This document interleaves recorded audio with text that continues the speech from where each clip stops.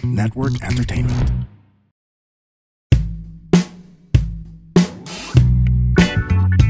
Hello everyone! Welcome to another episode of Kaya Pa Ba with Baus Rufo. At ang guest ko ngayon...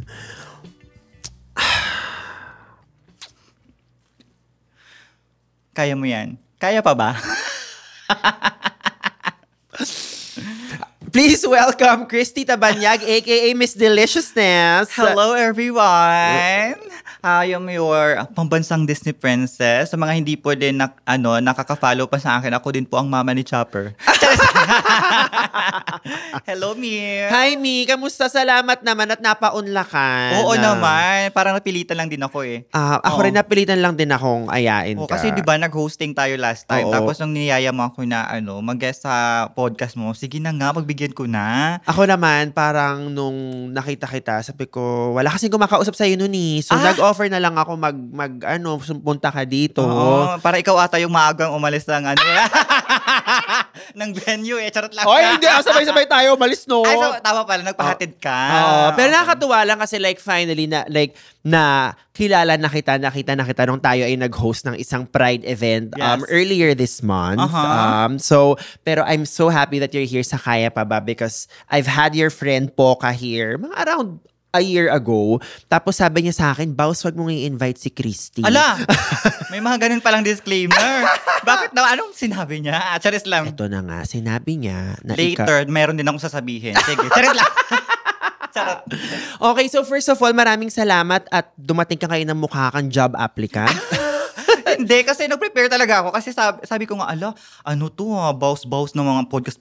So, Diyos ko, dapat kailangan formal. Hindi ko naman inakala na para pala akong news reporter nito or weather report, weather forecast? Basta yun. Parang naging ganun yung atake ko ngayon. Pero pwede ko namang tanggalin to. Charot lang. Pero baka kasi mag-enjoy yung cameraman eh. Ayun na nga, actually. Hindi sila nag-e-enjoy sa akin, pero sa'yo daw, baka parang mag-e-enjoy na. Pero okay lang po yan. Later, pwede tayong gumawa ng another podcast. May version po ang podcast sa Telegram. May ibayad nyo na lang po. Kung sa kanya po, ay yung pangalan ng podcast mo ay Kaya Pa Ba? With the cameraman later, ang podcast namin ay Kaya Ko. Charis lang. Sumasagot.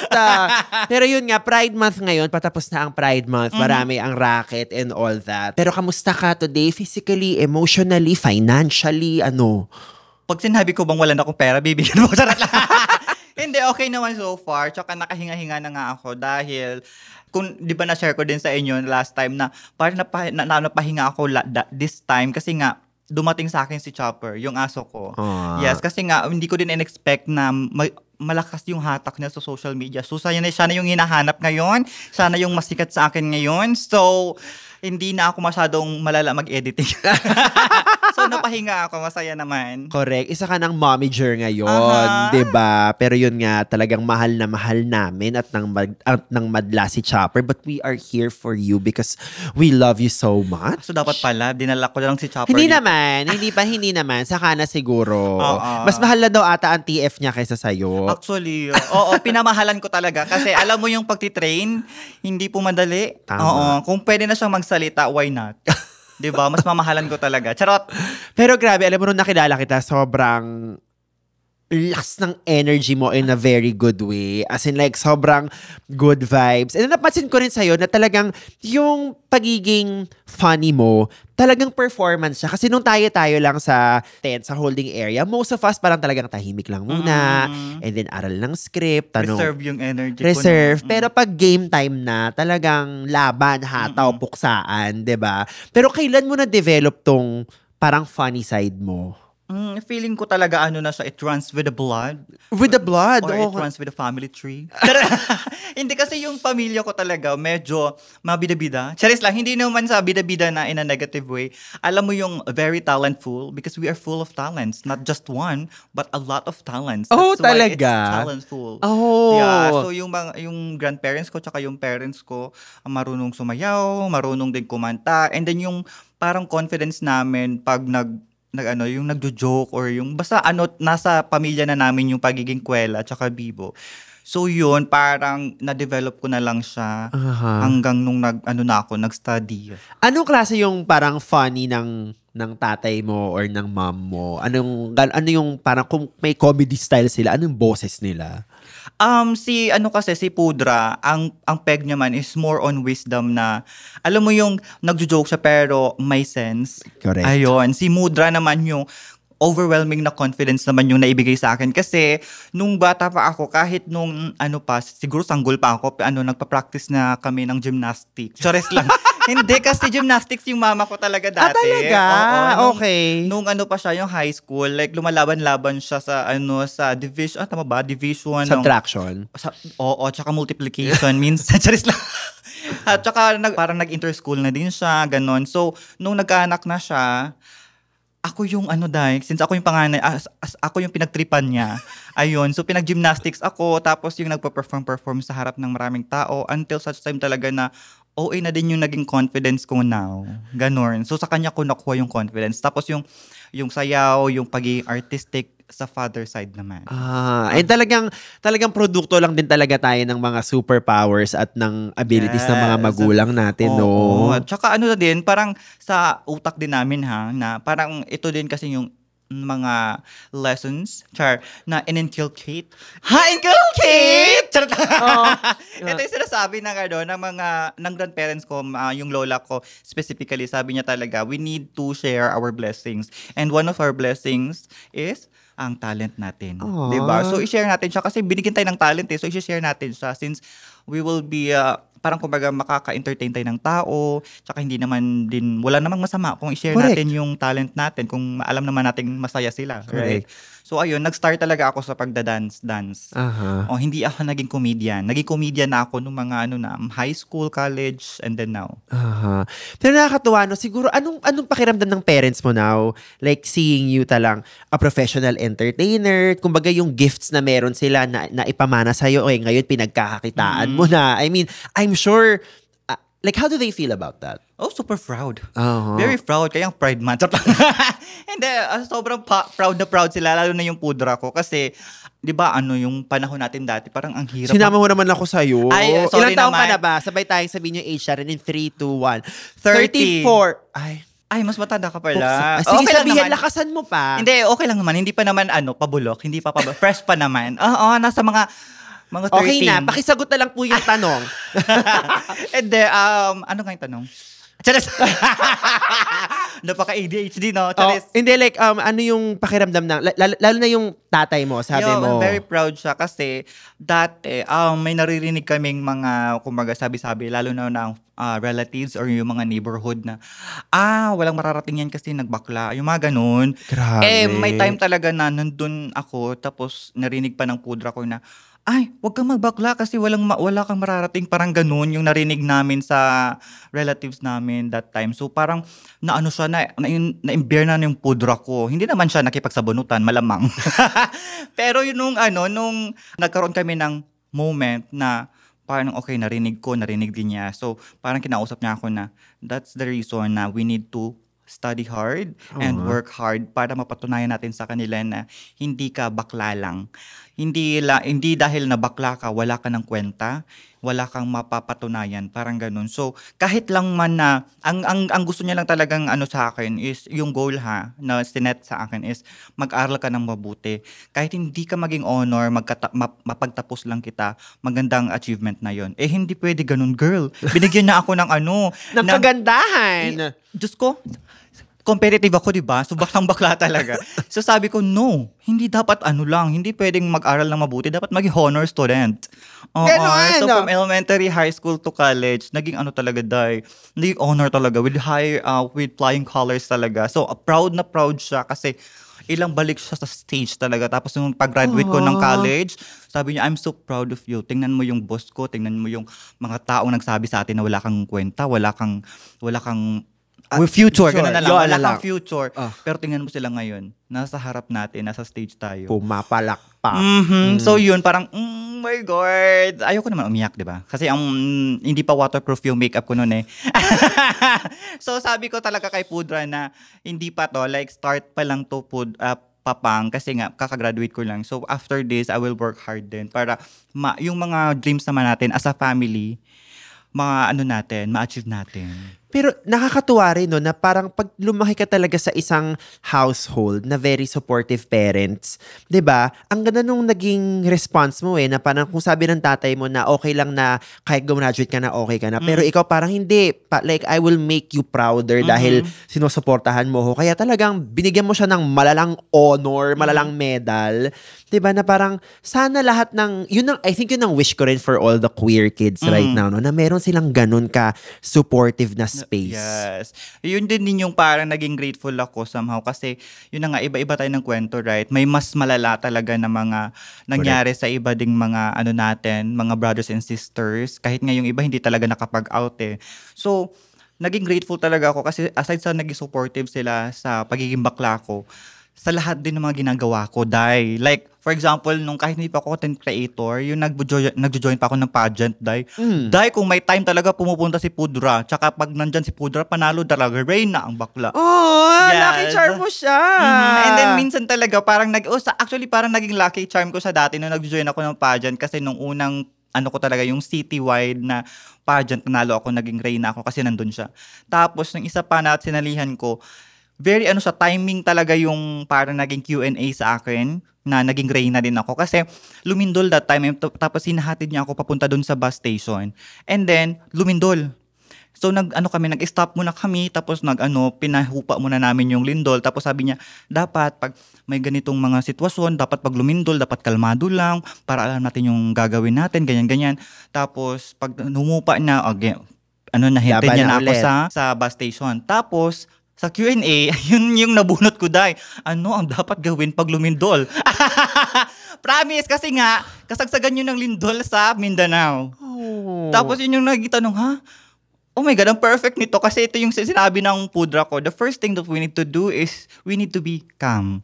Kasi pag hindi ka kalmado, hindi mo na maiisip kung ano yung gagawin mo after ng mga ganitong calamities. So, kailangan mo maging kalmado. Tapos, kung ano yung mga napag-aralan mong dapat gawin, like yung magtago sa mga kineme, ganun.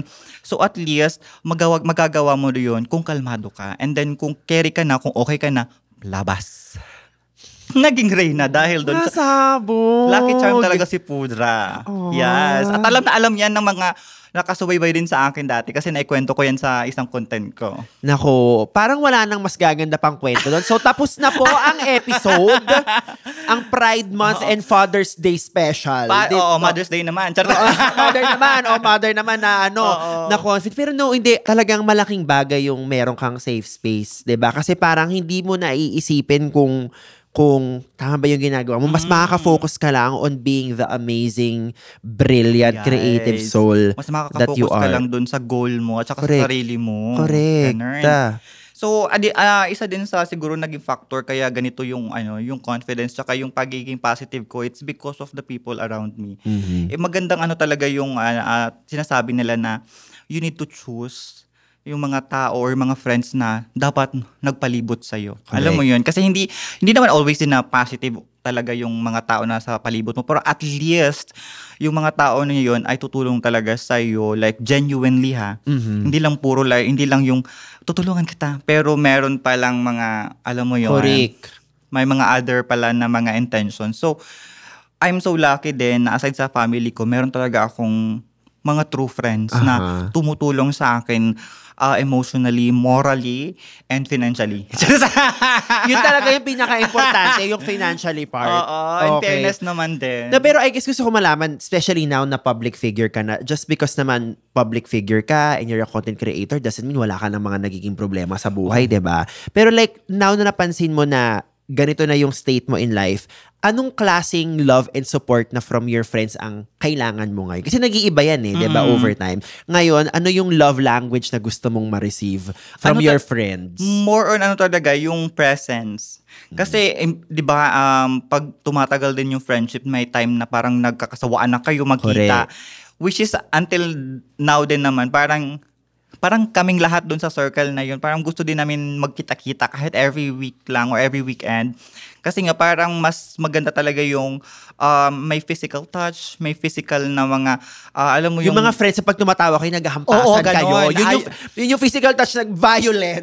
Tsaka ang hirap wala kang magagawang ganun kung mag-video call lang kayo, right? Correct. Tapos hindi pa kompleto lahat. Lalo na pag mas maganda yun, pag talaga, kumpleto kayo at the same time, sa physical talaga na pamamaraan. Like, correct. bugbugan. Pisikalan. Baka ibang physical touch iniisip nyo, bugbugan po. Oo, bugbugan, bardagulan po. Hindi, iba po yung physical later sa cameraman. Ibang, ay, sorry. Sorry naman. Ay, naku. Ikat mo na lang po. Hindi natin ikakat yun. Ilalagay natin yun. Okay, carry lang naman. Hindi naman siguro ako mapapasama nun. Charot lang. Oh my. So, ang pangalan ng podcast ay Kaya Pa Ba? Dahil ang inspiration nito is nung eventually nag-resign ako from corporate after 10 years of working na now. I'm doing comedy, I'm doing content, I have my own podcast. And you are actually someone na nag-resign ka from your call center job recently lang, mga 1 to 2 years ago lang.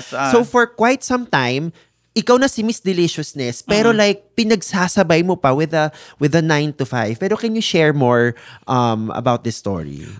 Dati kasi nung bago ako naging Miss Deliciousness talaga, nagwo-work ako sa call center agent, and then of course nag-start tayo as yung alam mo yun, yung call center agent talaga until naging support, and then naging TL or yung team leader, and then umabot din ako sa point since alam mo na yung bida-bida sa or bibong-bibo talaga sa floor.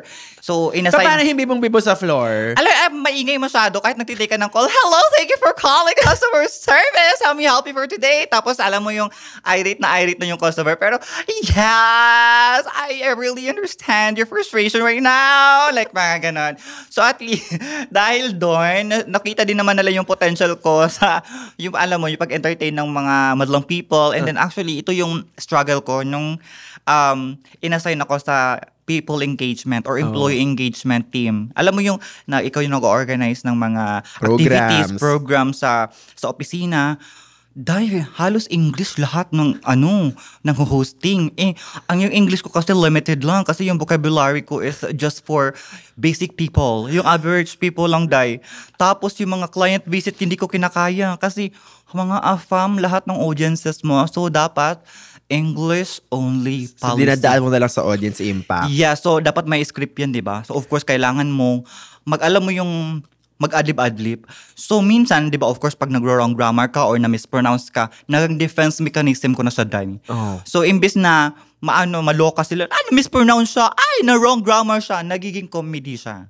So, after that, dun ko feeling ko dun talaga nag-start yung pagiging, yung paggawa-gawa ko ng mga sarili kong words. Nung nasa call center agent na, sa call center na, na ako, sa industry. Kahit naman nagtitake tayo ng call, di ba? Minsan may mga bloopers talaga tayo. Oo naman. Yung mga, basta, after nung employee engagement ako, kinuha ako ng isang madam ko. Bakit galit ka dun sa kinuha ka? Hindi naman, like, diba nung na-share ko kanina na yung madam ko or yung naging office mate ko sa BPO na yon, yung birthday celebration niya, nung nag-start ako na Miss Deliciousness, kinuha niya ako here, pumunta sa Manila. Sabi niya, dito ka na lang mag-continue as, kumbaga, employee engagement. At the same time, para din makuha mo yung audience ng Luzon. Kasi nakuha ko na nga daw si Mindanao tsaka si Visayas since Bisaya ako, diba? So, if you want to widen your audience sa social media, come here sa Manila, and then I'll provide your accommodation for 1 month. Ganun talaga. Tapos, triniple yung sahod ko. Kaya pala hindi ka umalis agad. Oo. Yung pala yun. So, sabi ko naman, actually, nagdadalaw isip ako noon kasi yung pudra ko naman yung inisip ko. Kasi ayaw niya talaga akong malayo. Or kami, magkakapatid, ayaw niya kaming malayo sa kanya. Gusto niya pa rin yung nakikita kami, umuwi kami ng bahay kahit once a week lang, ganun. Pero, nagpaalam muna talaga ako bago ako nag-say yes. Ako, gustong-gusto ko na kasi parang to take the risk na din, di ba? Sayang din yung iti-triple yung yung basic mo. So, nung pumayag naman siya, basta mag-ingat ka lang doon, ganyan. Tapos, pinagkatiwalaan niya naman yung madam ko na kumuha sa akin dito. So, pumunta ako here and then naging empleyado ako ng BPO pa rin for 1 year, more than a year lang. And then last year ata yun, nag-resign na talaga ako. Kasi gusto ko nang maging full-time vlogger tsaka maging content creator talaga. Grabe, as in, talagang hustler. 'Di ba? Wow, talagang kahit sikat ka na, talagang may 95 ka pa rin. That's super, super admirable. But ang napulot ko rin dun sa kinwento mo is, nagkaroon ka na naman ng parang person in your life na parang who wanted the best for you. You had that with your parents. Tas this time, nagkaroon ka ng boss na hindi lang sinusuportahan yung pagiging empleyado mo, pero sinusuportahan din niya yung personal career mo and your personal dreams mo of being a content creator. So, tingin mo like, bakit meron kang good karma? Kasi parang ganun yung nararamdaman ko sa kanya eh. Siguro nakikita din nila yung pagiging authentic and being kind ko. Kasi yun talaga yung nasa utak ko always eh. From the beginning pa lang na hindi pa ako nag-work or hindi pa ako dun sa entertainment na industry. Dati pa lang talaga, always show kindness. Always be talaga genuine and authentic. Whatever happen man sa sa palibot mo, parang ganun. So na ko na sa utak ko na naitanim ko na yun hanggang na-apply and then now siguro parang nagre-reflect na okay tong batang to kahit na sabihin natin na maingay makulit, ganon. Sobrang energetic. Pero, alam mo yung hindi pilit or hindi, walang, kumbaga sabi pa nga nila dati, wala daw masamang tinapay. Nung tinapay yun? Bakit masama? Charis lang. Hindi, yun siguro yung nakita nila. Or kaya siguro din may good karma ako ngayon, which I can also say na meron talaga. That's great. Nakakatawa because, di ba parang hindi naman porkit mabait ka, parang, hindi, like, humble. Like, pwede ka naman maging confident and kind and strong all at the same time. Correct. Diba? Hey, whether it's a struggle you can't seem to get through or a dream that seems too daunting for you, this is Mirza Season telling you that you can do this. Let's figure it out or find someone who can. I'm a confidence coach and host, an ex-editor, ex-model, ex-20-something, ex-30-something, exactly who you need to help you navigate through life's ins and outs. What are you waiting for? Let's go! You can do this. Pero gusto ko pang hukayin itong corporate experience mo. Kasi alam mo naman tayo, pag mga galing corporate, marami rin tayong mga pinagdadaan ng nakakalokang mga tao, mga nakakalokang mga overtime. Pero like ikaw, what do you consider to be yung naging lowest point mo when you were working in a 9-to-5? Pinaka-lowest point ko is yung mga taong talaga, ito yung parang hindi naman na-depress pero more on na-disappoint talaga ako sa tao. Kasi yung parang sobrang credit grabber. So, alam mo yung ikaw lahat gumalaw, ikaw lahat ng request, ikaw lahat, basta ikaw lahat ng gumawa nun, tapos appreciate ng client, appreciate ng everyone, appreciate siya, kumbaga yung output ng ginawa mo. Tapos, may isang tao na, I actually requested it from the Kineme, tapos ganito yung amount like that. Tapos in front of me like, wow, charot lang. Sa'yo lahat? Ikaw lahat nag-request niyan? Talaga ba? Saan ba yung email? Sinong ka-chat mo dyan para sa mga request na yan? So parang doon ako na, parang naloka na, may mga ganitong tao pala talaga, no? Akala ko sa mga teleserye lang itong mga ganito. Oo, kasi nung sa Davao pa naman ako, nung sa BPO na industry pa rin, may mga ganong tao, pero hindi naman OA. Alam mo yung patago, may mga ganon, pero nahuhuli mo pa rin. Tapos pag nahuli na, sorry, ganun.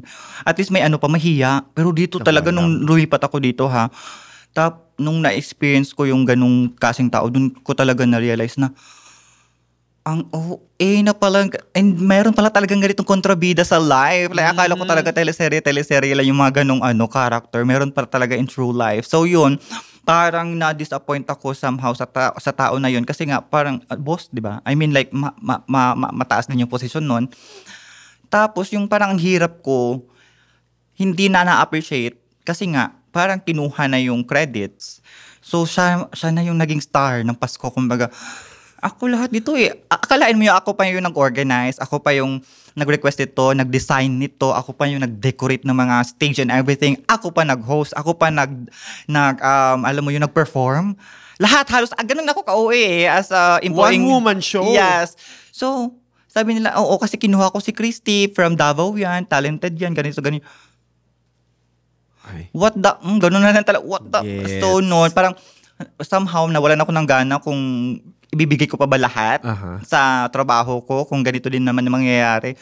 Pero, since yung madam ko nga dati na kumuha sa akin dito, sabi niya na, we see you, Christy.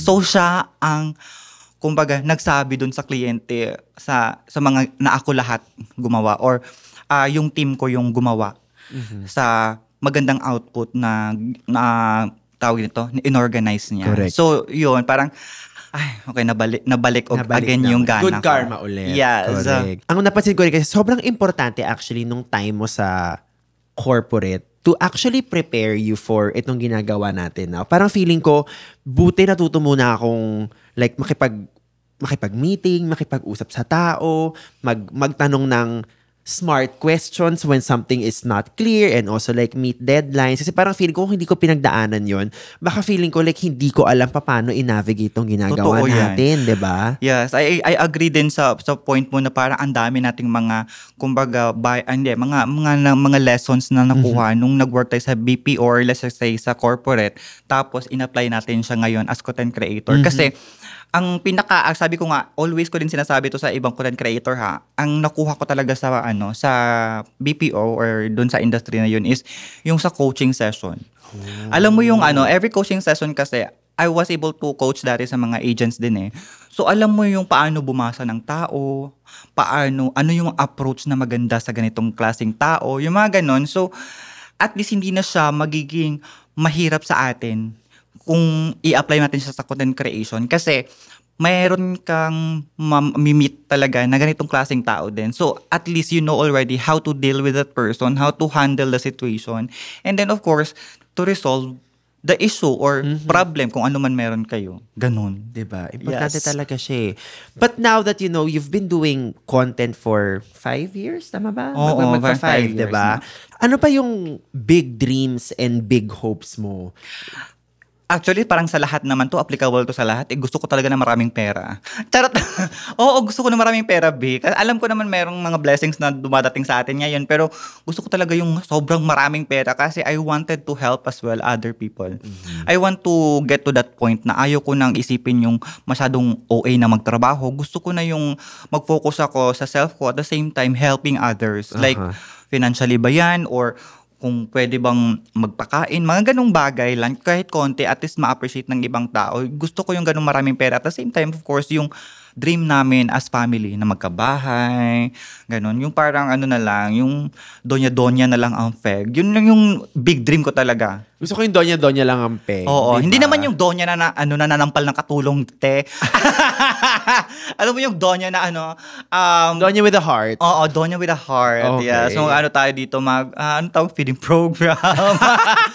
May mga charity events. Charis, gusto ko yung mga ganong atake talaga. Oo. I love that. Parang talagang mabait ka talaga, no? Yun talaga yung puso mo, no? In fairness to you. Bakit ba? Actually, yun yung always sinasabi. Pero sabi ko, ganoon ba talaga ko kabait? Kasi may mga din naman ako. May sungay mga ka din. Oo, may sungay din ako. May minsan din, nakaka-offend din minsan. Ako conscious naman ako minsan. May times na nakaka-offend yung sinasabi ko. Pero siguro mas nangigibabaw yung positive na side kaysa doon sa nega.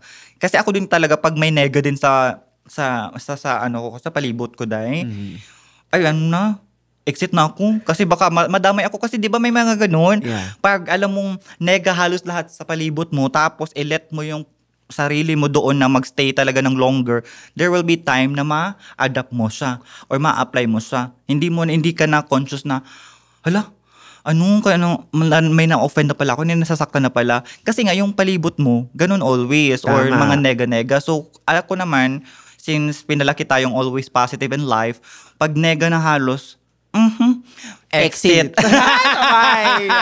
Diba? Pero yun nga, so kanina nga meron kang good karma with your dad, and then yun nga naging madam mo sa call center work mo.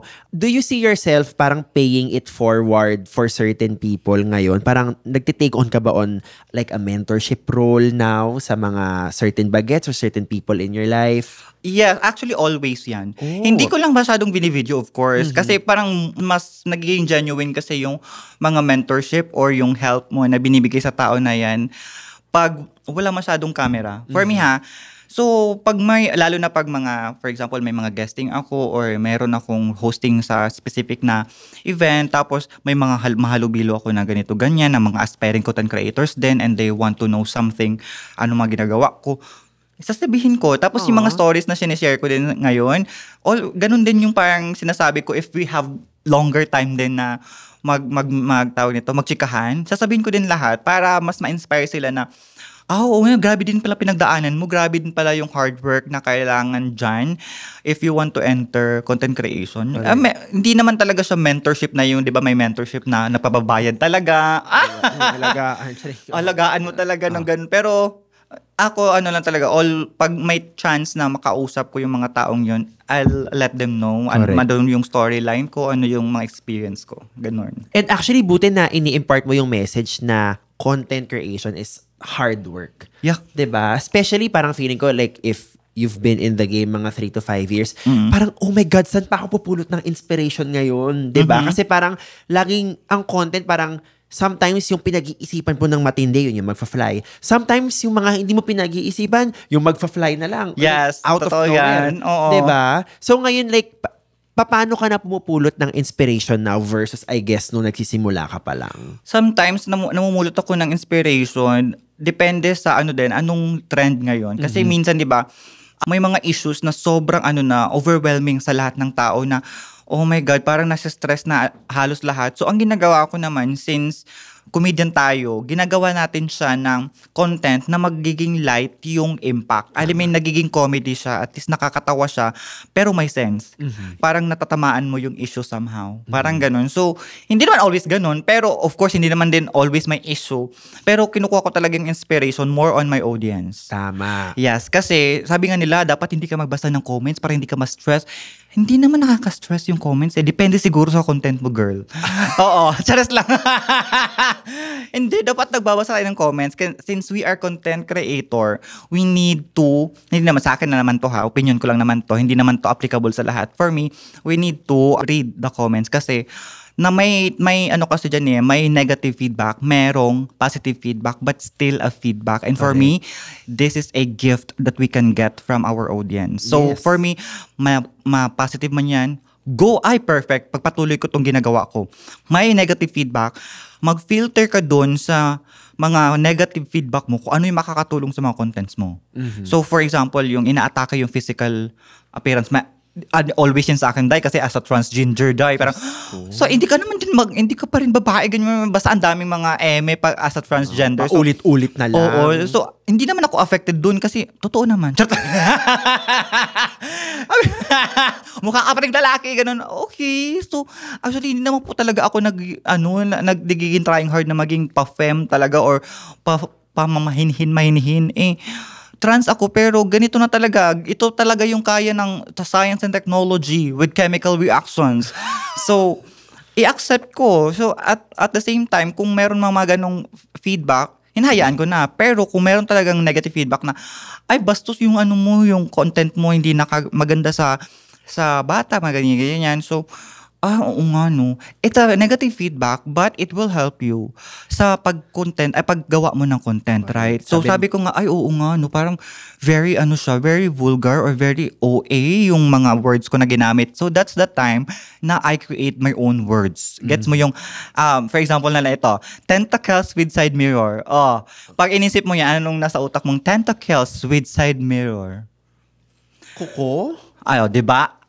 Sa ibang audience, hindi mo magigets yan. Pero yung mga followers ko agad, alam na alam kung ano yung meaning ng tentacles with side mirror. At ano yun? See? So, at least, hindi siya, tawag dito, hindi agad na kukuha ng mga bata or kung very innocent yung mind. May censorship kang ginawa para like gets... So, na-apply ko yun. Dapat ikaw na ang next DepEd secretary. At ikaw na ang next... So, sa mga libro, dapat gano'n na din. So, kahit sa science, tapos anatomy, tapos this is the tentacles with side mirror. Charis lang. Uy, wag naman. Tapos tawag ko nga dito sa likod, area of responsibility. Kasi minsan meron siyang signal number 1, signal number 2, tsaka signal number 3. So nga now, yun na yung nag-explain kung bakit mukha kang weather reporter ngayon. Yes! Na-apply pala no. Na ibalik natin sa area of responsibility. So, yun yung naging parang most of the mentorship din na nabibigay ko na message sa mga aspiring content creators na it's really a hard work. Correct. And then, please also try to read kahit konti lang sa mga comments. And then it will help you to create more contents and parang may magiging inspiration ka din. Yes. And yes, so yun yung mga negative comments. Pero punta naman tayo sa mga positive ones. Ano yung parang mga favorite positive comments mo na nababasa or hanggang ngayon naaalala mo pa kasi talagang nagmarka sa'yo? Ang pinaka-appreciated ko talaga always is yung natural lang yung yung nakakatawa talaga. Tapos minsan nga kahit na may mga nagsasabi na, very trying hard naman yan, ganun. Tapos yung nasa utak ko kasi, what's wrong with trying hard? Correct. Oo, at least I tried hard. You have to try. Oo. Diba?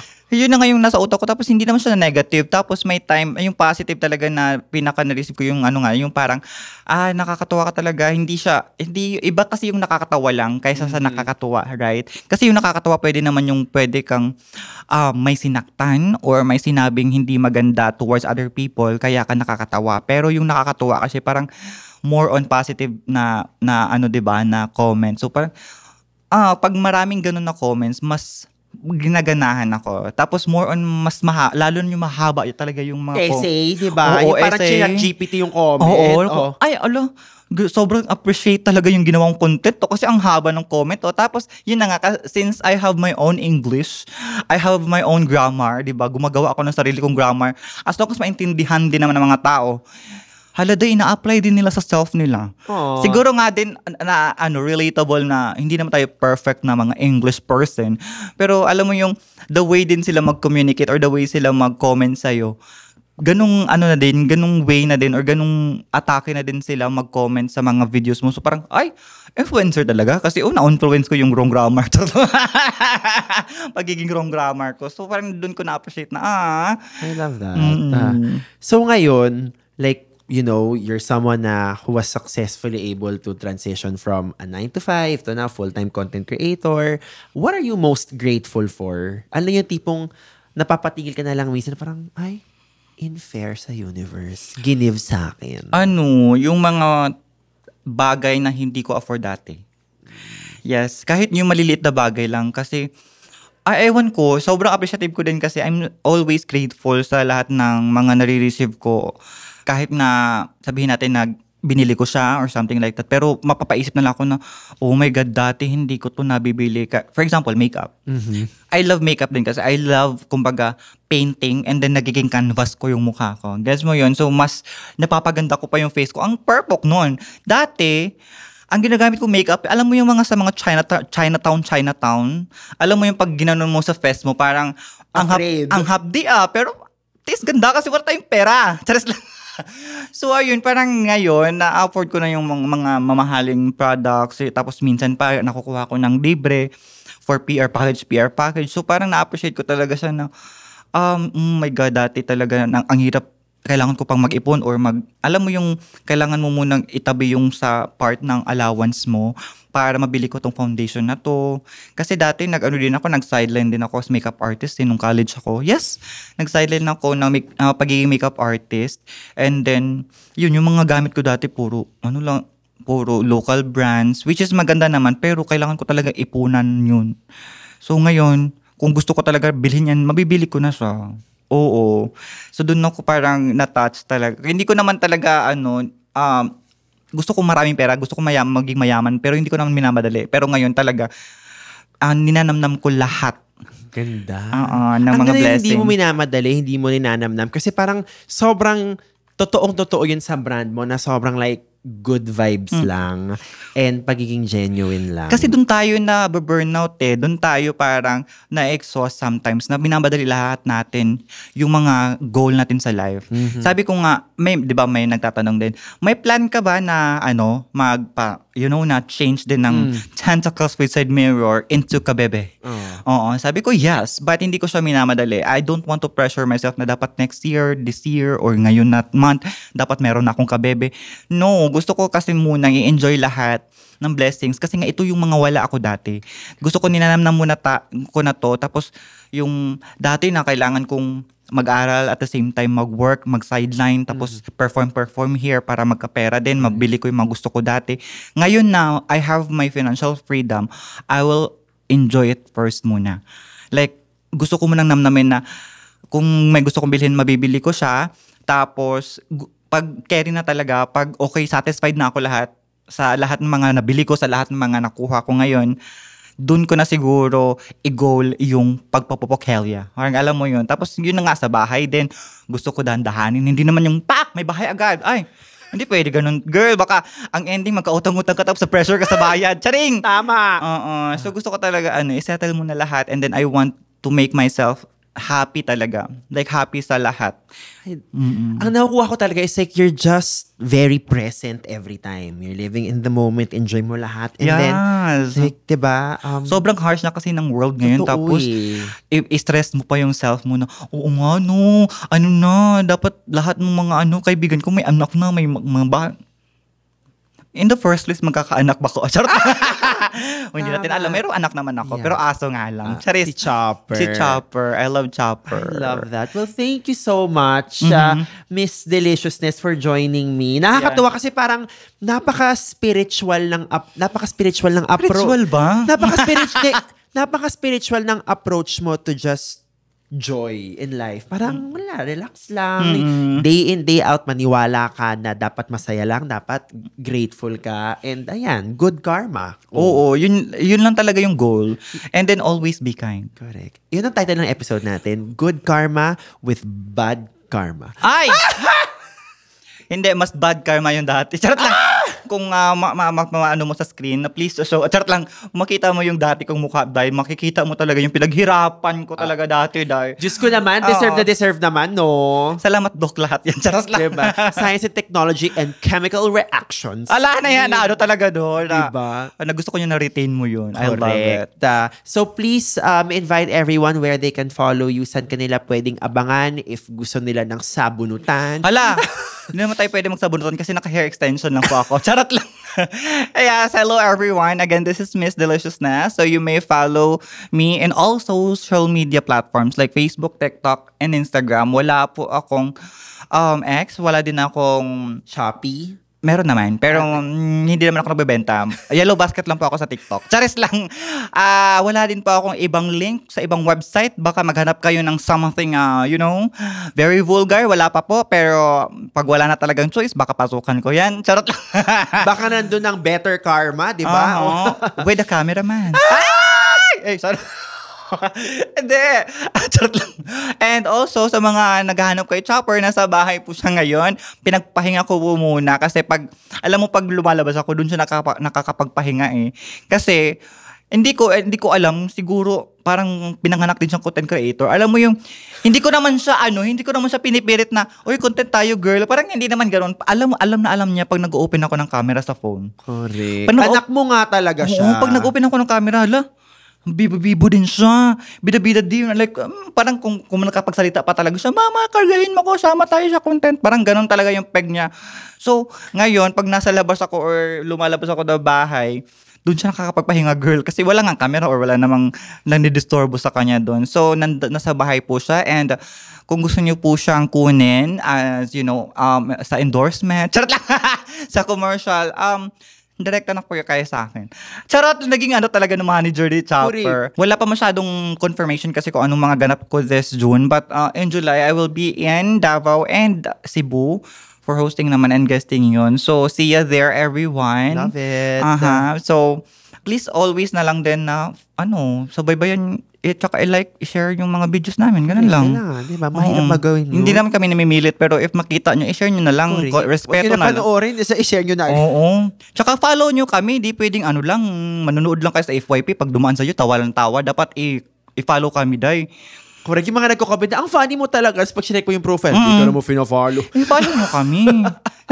Gusto ko yung nagmamakahawa na, no? Pero maano din yun. Parang somehow, sabi nga nila, hindi naman nagmamatter yung followers. It really matters.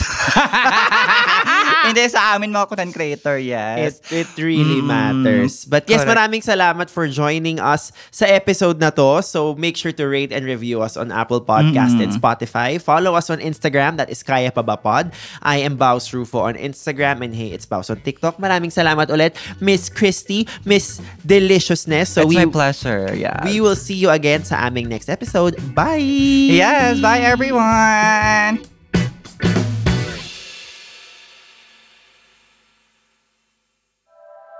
The opinions of podcast creators, hosts, and guests are not necessarily reflective of the official stance of the Pod Network Entertainment, its hosts, or other network programs. The content created by the people behind the podcast is personal and not meant to harm any religion, ethnicity, group, organization, company, or individual.